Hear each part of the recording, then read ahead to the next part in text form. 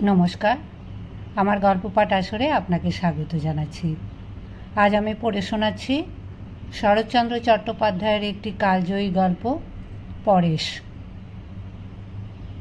মজুমদার বংশ বড় বংশ। গ্রামের মধ্যে তাহাদের ভারী সম্মান। বড় ভাই গুরুচরণ এই বাড়ির কর্তা। শুধু বাড়ির কেন, সমস্ত গ্রামের কর্তা বলিলেও অত্যুক্তি হয় না। বড়লোক আরও ছিল, কিন্তু এতখানি শ্রদ্ধা ও ভক্তির পাত্র শ্রীকুঞ্জপুরে আর কেহ ছিল না। জীবনে বড় চাকুরি কখনো করেন নাই। গ্রাম ছাড়িয়া অন্যত্র যাইতে সম্মত হইলে হয়তো তাহার দুষ্প্রাপ্য হইত না, কিন্তু প্রথম যৌবনে সেই যে একদিন অনতি দূরবর্তী জেলা স্কুলের মাস্টারিতে ঢুকিয়াছিলেন, কোনো লোভেই আর এই শিক্ষালয়ের মায়া কাটাইয়া অন্যত্র যাইতে সম্মত হন নাই। এখানে 30 টাকা বেতন 50 টাকা হইয়াছিল, এবং তাহারই অর্ধেক 25 টাকা পেনশনে বছর 3 হইল অবসর গ্রহণ করিয়াছেন। পৃথিবীতে আজিও হয়তো টাকাটাই একমাত্র বড় পদার্থ নয়। তা না হইলে বিবাদ মিটাইতে, সালিশ নিষ্পত্তি করিতে, দলাদলির বিচার করিয়া দিতে তাহার আদেশে শ্রীকুঞ্জপুরের সর্বমান্য বস্তু হইয়া থাকিতে পারিত না। তাহার অপরিসীম স্বধর্ম নিষ্ঠা, চরিত্রের দৃঢ়তা এবং অবিচলিত সাধুতার সম্মুখে সকলেই সসম্ভ্রমে মাথা নত করিত। বয়স 60-এর কাছাকাছি। কেহ চরিত্র, সাধুতা বা ধর্মের বাড়াবাড়ি করিলে 10-20খানা গ্রামের লোক তামাশা করিয়া বলিত, ইস, এ যে একেবারে গুরুচরণ। গুরুচরণের স্ত্রী ছিল না, ছিল একমাত্র পুত্র বিমল। জগতে অদ্ভুত বলিয়া বোধহয় সত্যকার কিছু নাই। না হইলে এত বড় সর্বগুণান্বিত পিতার এত বড় সর্বদোষাশ্রিত পুত্র যে কি করিয়া জন্মগ্রহণ করিল, লোকে ভাবিয়া পাইত না। পুত্রের সহিত পিতার সাংসারিক বন্ধন ছিল না বলিলেই চলে, কিন্তু তাহার সকল বন্ধন গিয়া পড়িয়াছিল ভ্রাতুষ্পুত্র পরেশের ওপর। হরিচরণের বড় ছেলে পরেশই যেন তাহার আপনার ছেলে। পরেশ MA পাস করিয়া আইন পড়িতেছে। তাহাকে বর্ণ পরিচয় হইতে আরম্ভ করিয়া আজিও সমস্ত পড়া তিনিই পড়াইয়া আসিতেছেন। বিমল যে কিছুই শিখিল না, এই দুঃখ তাহার এক পরেশ হইতে মিটিয়াছে। ছোট ভাই হরিচরণ এতদিন বিদেশে সামান্য চাকরি করিতেছিল। হঠাৎ লড়াইয়ের পরে কি জানি কেমন করিয়া সে বড়লোক হইয়া চাকরি ছাড়িয়া বাড়ি চলিয়া আসিল। লোককে চড়া সুদে টাকা ধার দিতে লাগিল। স্ত্রী নামে একটা বাগান খরিদ করিয়া ফেলিল, এবং আরও 2-একটা কি কি কাজ করিল, যাহাতে তাহার টাকার গন্ধ 5-7খানা গ্রামের লোকের নাকে পৌঁছিতে বিলম্ব হইল না। একদিন হরিচরণ আসিয়া সবিনয়ে কহিল, দাদা, অনেক দিন ধরেই আপনাকে একটা কথা বলবো ভাবছি। গুরুচরণ কহিল, বেশ, বলো। হরিচরণ ইতস্তত করিয়া বলিল, আপনি একলা আর কত পারবেন, বয়সও হলো। গুরুচরণ কহিল, হলো বই কি, 60 চলছে। হরিচরণ কহিল, তাই বলছিলাম, আমি তো এখন বাড়িতেই রইলাম, বিষয় আশয়গুলো সব এলোমেলো হয়ে রয়েছে, একটু চিহ্নিত করে নিই যদি আমি। গুরুচরণ ক্ষণকাল ছোট ভাইয়ের মুখের প্রতি চাহিয়া থাকিয়া কহিল, বিষয় আশয় আমাদের সামান্যই, আর তা এলোমেলো হয়েও নেই, কিন্তু তুমি কি পৃথক হবার প্রস্তাব করছো? হরিচরণ লজ্জায় জিভ কাটিয়া কহিল, আগে না না, যেমন আছে যেমন চলছে তেমনই সব থাকবে, শুধু যা যা আমাদের আছে একটু অমনি চিহ্ন দিয়ে নেওয়া, আর রান্না বান্নাটাও বড় ঝঞ্ঝাটের ব্যাপার, সমস্ত একই থাকবে, তবে ডালটা ভাতটা আলাদা করে নিলে, বুঝলেন না? গুরুচরণ বলিলেন, বুঝেছি বই কি, বেশ, কাল থেকে তাই হবে। হরিচরণ জিজ্ঞাসা করিল, চিহ্নটা কিভাবে দেবেন স্থির করেছেন? গুরুচরণ কহিলেন, স্থির করা তো এতদিন আবশ্যক হয়নি, তবে আজ যদি হয়ে থাকে, আমরা 3 ভাই, 3 অংশ সমান ভাগ করে নিলেই হবে। হরিচরণ আশ্চর্য হইয়া বলিল, 3 অংশ কীরকম? মেজবউ বিধবা, ছেলে পুলে নেই, তার আবার অংশ কি? 2 ভাগ হবে।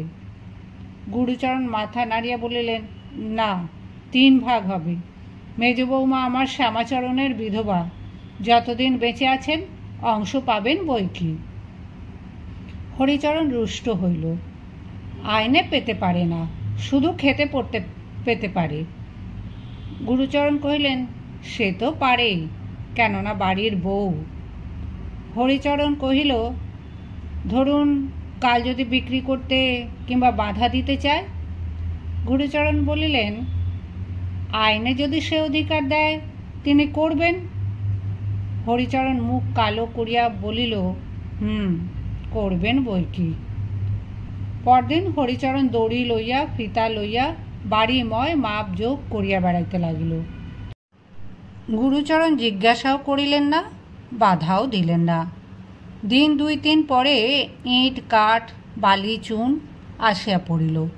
বাড়ির পুরানো ঝি আসিয়া খবর দিল, কাল থেকে রাজমিস্ত্রি লাগবে, ছোটবাবুর পাঁচিল পড়বে। গুরুচরণ সহাস্যে কহিলেন, সে তো দেখতেই পাচ্ছি গো, বলতে হবে কেন। দিন 5-6 পরে একদিন সন্ধ্যার পরে দ্বারের বাহিরে পদশব্দ শুনিয়া গুরুচরণ মুখ বাড়াইয়া দেখিয়া জিজ্ঞাসা করিলেন, পঞ্চুর মা কি গা? পঞ্চুর মা বহুদিনের দাসী। সে ইঙ্গিতে দেখাইয়া বলিল, মেজ বৌমা দাঁড়িয়ে আছেন বড়বাবু। বড়বউয়ের মৃত্যুর পর হইতে বিধবা ভাতৃবধূই এই সংসারের গৃহিণী। তিনি অন্তরাল হইতে ভাসুরের সহিত কথা কহিতেন। মৃদু কণ্ঠে কহিলেন, শ্বশুরের ভিটেতে কি আমার কোনো দাবি নেই যে ছোট বউয়েরা আমাকে অহরহ গালমন্দ করছে? গুরুচরণ কহিলেন, আছে বই কি বৌমা, যেমন তাদের আছে ঠিক তোমারও তেমনই আছে। পঞ্চুর মা বলিল, কিন্তু এমন ধারা করলে তো বাড়িতে আর টিকতে পারা যায় না। গুরুচরণ সমস্তই শুনিতেছিলেন। ক্ষণকাল চুপ করিয়া থাকিয়া বলিলেন, পরেশকে আসতে চিঠি লিখে দিয়েছি পঞ্চুর মা, একবার সে এসে পড়লেই সমস্ত ঠিক হয়ে যাবে। এ কটা দিন তোমরা একটু সহ্য করে থাকো। মেজবউ ইতস্তত করিয়া কহিল, কিন্তু পরেশ কি? গুরুচরণ বাধা দিয়া কহিলেন, কিন্তু নয় মেজ বৌমা, আমার পরেশের সম্বন্ধে কিন্তু চলে না। হরি তার বাপ বটে, কিন্তু সে আমারই ছেলে। সমস্ত পৃথিবী যদি একদিকে যায় তবু সে আমারই। তার জ্যাঠামশাই যে কখনো অন্যায় করে না, এ যদি সে না বোঝে তো বৃথাই এতদিন পরের ছেলেকে বুক দিয়ে মানুষ করে এলাম।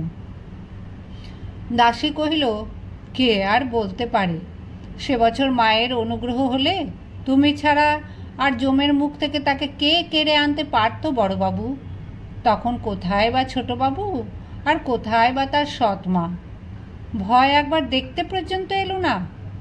তখন একলা জ্যাঠামশাই, কি বা দিন কি বা রাত্রি। মেজমামা বললেন, পরেশে নিজের মা বেঁচে থাকলেও হয়তো এতখানি করতে পারতেন না। গুরুচরণ কুণ্ঠিত হইয়া উঠিলেন, কহিলেন, থাক মা, ও সকল আলোচনা।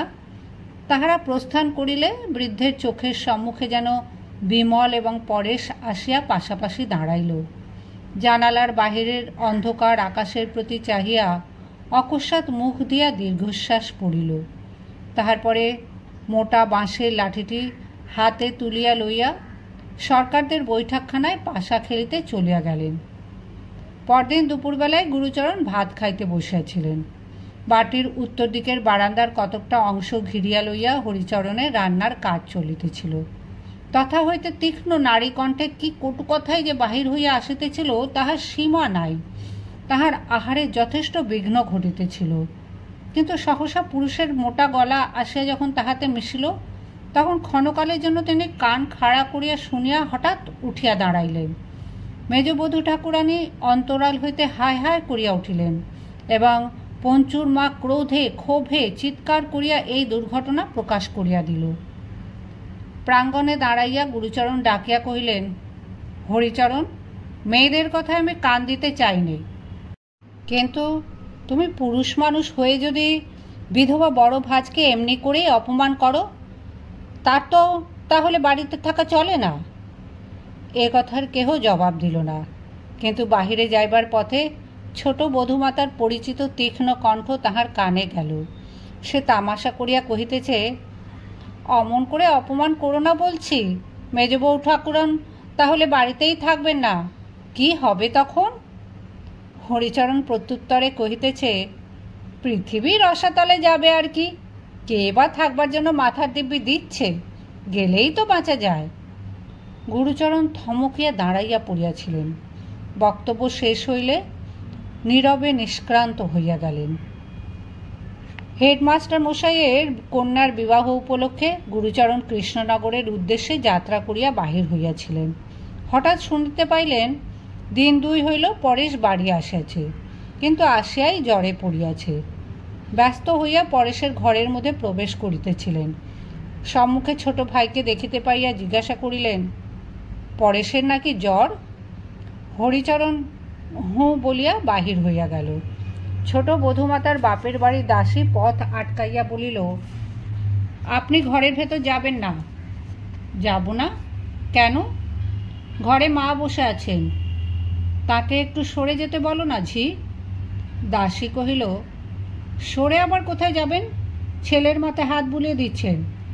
এই বলিয়া সে নিজের কাজে চলিয়া গেল।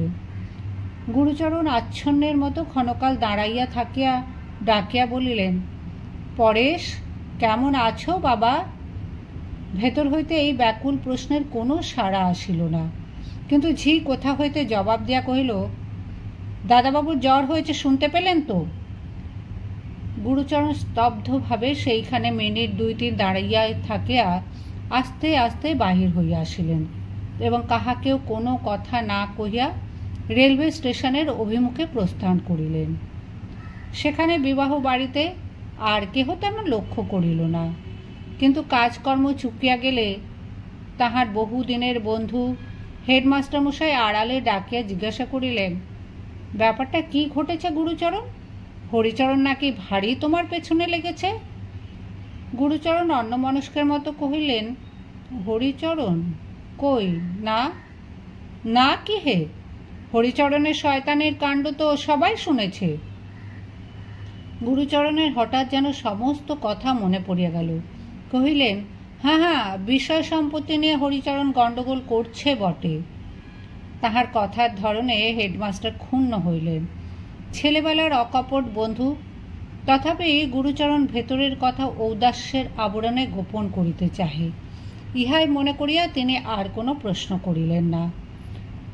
গুরুচরণ কৃষ্ণনগর হইতে বাড়ি ফিরিয়া দেখিলেন, তাহার এই কয়েকদিনের অনুপস্থিতির অবসরে উঠানের নানা স্থানে গর্ত খুঁড়িয়া হরিচরণ এমন কাণ্ড করিয়া রাখিয়াছে যে পা ফেলা যায় না।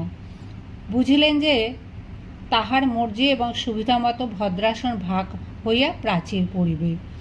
তাহার টাকা আছে, অতএব আর কাহারও মতামতের প্রয়োজন নাই।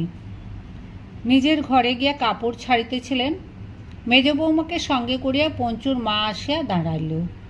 গুরুচরণ সংবাদ জিজ্ঞাসা করিতে যাইতেছিলেন, অকস্মাৎ অস্ফুট আর্তকণ্ঠে কাঁদিয়া মেজ বৌমা কক্ষতলে লুটাইয়া পড়িল। পঞ্চুর মা নিজেও কাঁদিতে লাগিল এবং কাঁদিতে কাঁদিতে জানাইল যে পরশু সকালে মেজ বৌমাকে গলায় ধাক্কা মারিয়া হরিচরণ বাড়ি হইতে বাহির করিয়া দিয়েছিল এবং সে উপস্থিত না থাকিলে মারিয়া আধ মরা করিয়া দিত। ঘটনাটা সম্পূর্ণ উপলব্ধি করিতে গুরুচরণের অনেকক্ষণ লাগিল। তাহার পরেও তিনি মাটির মূর্তির মতো নির্বাক ও নিষ্পন্দ থাকিয়া হঠাৎ প্রশ্ন করিলেন, হরিচরণ সত্যি সত্যি তোমার গায়ে হাত দিলে বৌমা? পারলে? খানিক পরে জিজ্ঞাসা করলেন, পরেশ বোধহয় শয্যাগত? পঞ্চুর মা কহিল, তার তো কিছুই হয়নি বড়বাবু, এই তো আজ সকালের গাড়িতে কলকাতা চলে গেল।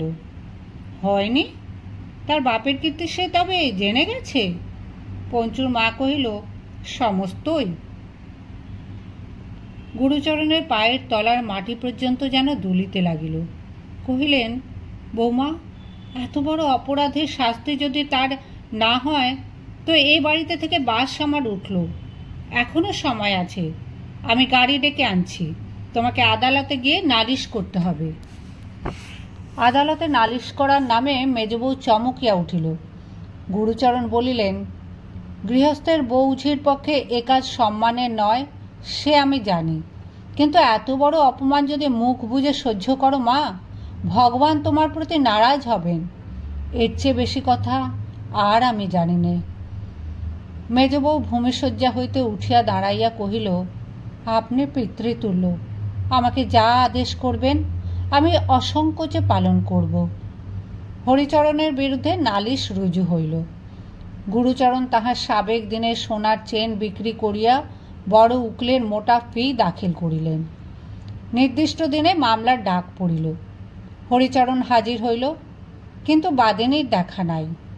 উকিল কি একটা বলিল, হাকিম মকদ্দমা খারিজ করিয়া দিলেন। ভিড়ের মধ্যে গুরুচরণের হঠাৎ চোখ পড়িল পরেশের উপর। সে তখন মুখ ফিরাইয়া মৃদু মৃদু হাসিতেছে। গুরুচরণ বাটি আসিয়া শুনিলেন, বাপের বাড়িতে কাহার কি নাকি একটা ভারী অসুখের সংবাদ পাইয়া মেজবউ স্নানাহারের সময় পান নাই, গাড়ি ডাকাইয়া সেখানে চলিয়া গেছেন। পঞ্চুর মা হাত মুখ ধোবার জল আনিয়া দিয়া হঠাৎ কাঁদিয়া ফেলিয়া বলিল, রাতও মিথ্যে, দিনও মিথ্যে বড়বাবু, তুমি আর কোথাও চলে যাও, এ পাপের সংসারে বোধহয় তোমার আর জায়গা হবে না। ঢাক আসিল, ঢোল আসিল, কাঁসি আসিল।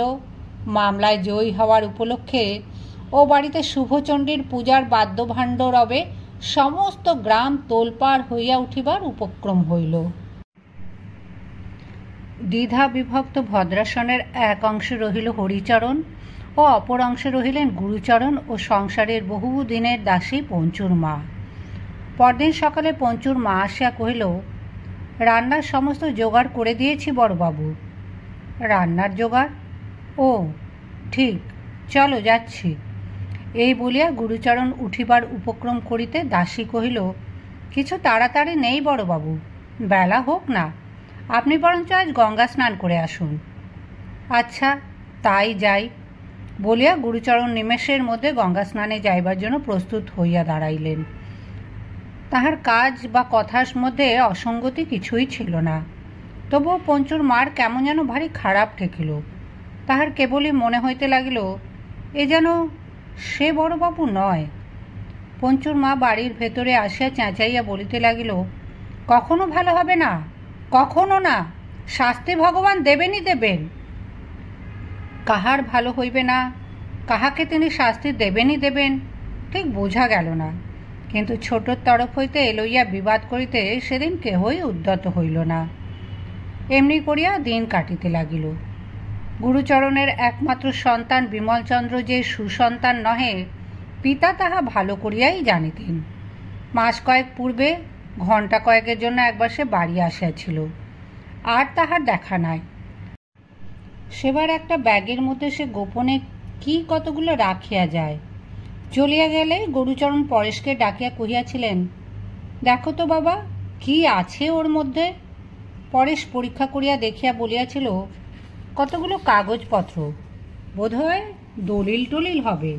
জ্যাঠামশাই, এগুলো পুড়িয়ে ফেলি। গুরুচরণ বলিয়াছিলেন, যদি দরকারি দলিল হয়। পরেশ কহিয়াছিল, দরকারি তো বটেই, কিন্তু বিমলদার পক্ষে বোধহয় অদরকারি। বিপদ কাজ কি ঘরে রেখে। গুরুচরণ আপত্তি করিয়া বলিয়াছিলেন, না জেনে নষ্ট করা যায় না পরেশ, কারো সর্বনাশ হয়ে যেতে পারে। ওগুলো তুই কোথাও লুকিয়ে রেখে দিগে বাবা, পরে যা হয় করা যাবে। এই ঘটনা আর তাঁর মনে ছিল না। আজ সকালে গঙ্গা স্নান করিয়া আসিয়া রাঁধিতে যাইতেছিলেন। অকস্মাৎ সেই ব্যাগ হাতে পরেশ, হরিচরণ, গ্রামের জনকয়েক ভদ্র ব্যক্তি এবং পুলিশের দারোগা কনস্টেবলের দল আসিয়া উপস্থিত হইল। ঘটনাটা সংক্ষেপে এই যে, বিমল ডাকাতির আসামি, সম্প্রতি ফেরার। খবরের কাগজে খবর পাইয়া পরেশ পুলিশের গোচর করিয়াছে। ব্যাগটা এতদিন তাহার কাছেই ছিল। বিমল মন্দ ছেলে, সে মদ খায়, আনুষঙ্গিক দোষও আছে। কলিকাতায় থাকিয়া কি একটা সামান্য চাকরি করিয়া সে এইসব করে, কিন্তু সে ডাকাতি করিতে পারে এ সংশয় পিতার মনের মধ্যে কখনো স্বপ্নেও উদয় হয় নাই। কিছুক্ষণ নির্নিমেষ দৃষ্টিতে পরেশের মুখের প্রতি গুরুচরণ চাহিয়া রহিলেন। তাহার পরে সেই নিষ্প্রভ অপলক দুই চক্ষের কোণ বাহিয়া ঝরঝর করিয়া জল গড়াইয়া পড়িল। বলিলেন, সমস্তই সত্যি, পরেশ একটা কথাও মিছে বলেনি। দারোগা আরও গোটা 2-3 কথা জিজ্ঞাসা করিয়া তাহাকে ছুটি দিল। যাবার সময় লোকটা হঠাৎ হেঁট হইয়া গুরুচরণের পায়ের ধুলা লইয়া বলিল, আপনি বয়সে বড়, ব্রাহ্মণ, আমার অপরাধ নেবেন না। এত বড় দুঃখের কাজ আমি আর কখনো করিনি। আরও মাস কয়েক পরে খবর আসিল, বিমলের 7 বৎসর জেল হইয়াছে।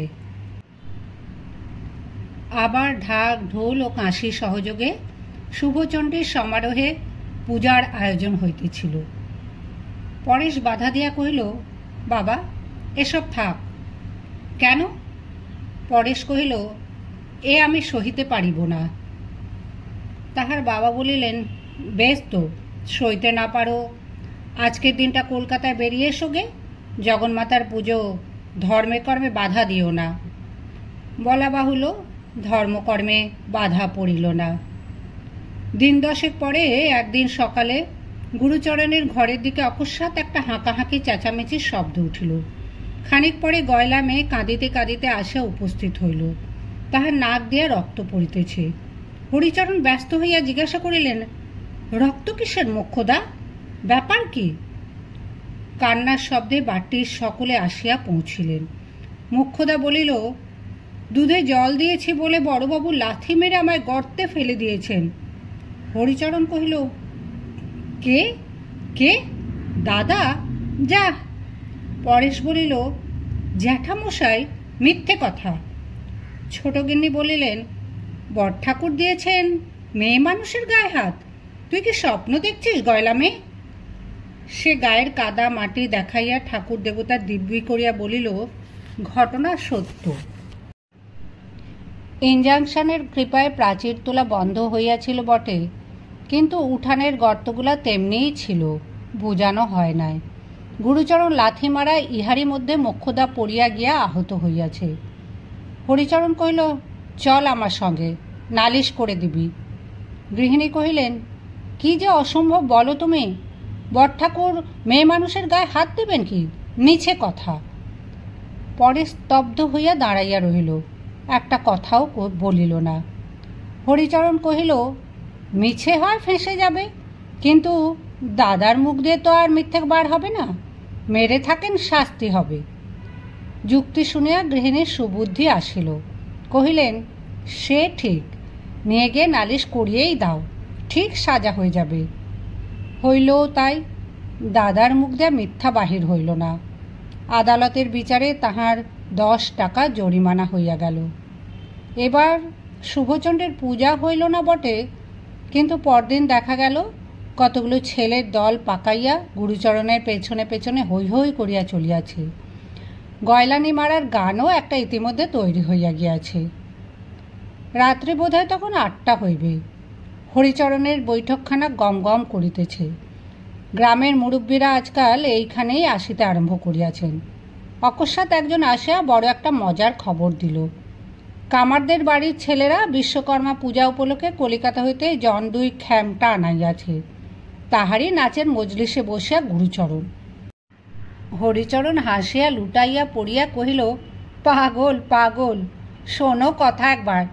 দাদা গেছে খ্যামটার নাচ দেখতে। কোন গুলির আড্ডা থেকে আসা হচ্ছে অবিনাশ?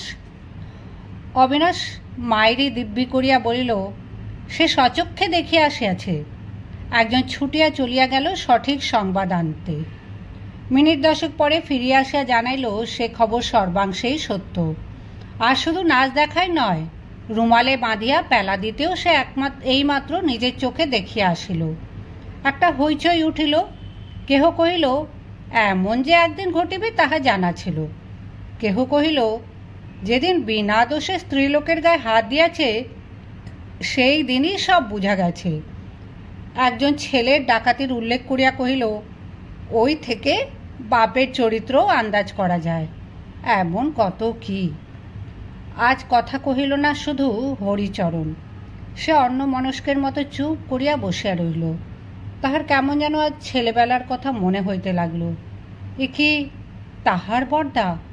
এ কি গুরুচরণ মজুমদার? রাত্রি বোধহয় তৃতীয় প্রহর, কিন্তু নাচ শেষ হইতে তখনও বিলম্ব আছে। বিশ্বকর্মর পূজা সকালেই শেষ হইয়াছে, কিন্তু তাহারই জেদ টানিয়া ভক্তের দল মদ খাইয়া, মাংস খাইয়া, খ্যামটা নাচাইয়া একটা দক্ষ যজ্ঞের সমাপ্তি করিতেছে। অধিকাংশেরই কাণ্ডজ্ঞান বোধ হয় আর নাই, আর তাহারই মাঝখানে বসিয়া স্মিত মুখে বৃদ্ধ গুরুচরণ। কে একজন চাদরে মুখ ঢাকিয়া ধীরে ধীরে তাহার পিঠের উপর হাত রাখিতেই তিনি চমকাইয়া ফিরিয়া চাহিয়া কহিলেন, কে? লোকটি কহিল, আমি পরেশ, জ্যাঠামশাই, বাড়ি চলুন। গুরুচরণ দ্বিরুক্তি করিলেন না, বলিলেন, বাড়ি? চলো। উৎসব মঞ্চের একটা ক্ষীণ আলো রাস্তায় আসিয়া পড়িয়াছিল। সেইখানে আসিয়া পরেশ এক দৃষ্টে গুরুচরণের মুখের প্রতি চাহিয়া রহিল। চোখে সে জ্যোতি নাই, মুখে সে তেজ নাই, সমস্ত মানুষটাই যেন ভূতাবিষ্টের ন্যায়। এতদিন পরে তাহার চোখ দিয়ে জল পড়িতে লাগিল, এবং এতদিন পরে আজ তাহার চোখে ঠেকিল। লোকের কাছে জ্যাঠামশাইয়ের জন্য লজ্জা পাইবার আর কিছু নাই। এই অর্ধ সচেতন দেহ ছাড়িয়া তিনি অন্তর্হিত হইয়া গেছেন। কহিল, আপনার কাশী যাবার বড় ইচ্ছে জ্যাঠামশাই, যাবেন? গুরুচরণ কাঙালের মতো বলিয়া উঠিলেন, যাব পরেশ, যাব, কিন্তু কে আমাকে নিয়ে যাবে? পরেশ কহিল, আমি নিয়ে যাব জ্যাঠামশাই।